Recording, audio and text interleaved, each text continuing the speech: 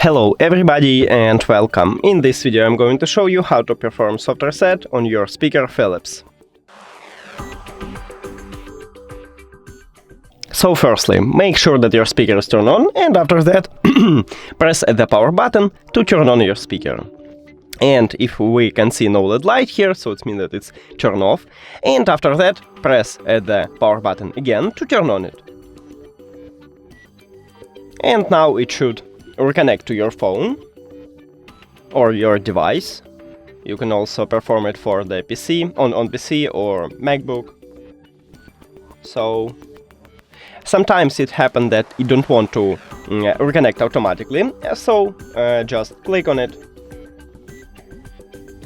and we reconnect it manually. That's it. Thank you for watching this video. If you found it helpful, please consider subscribing to the channel and leave the like on the video. It's really important to us. See you later.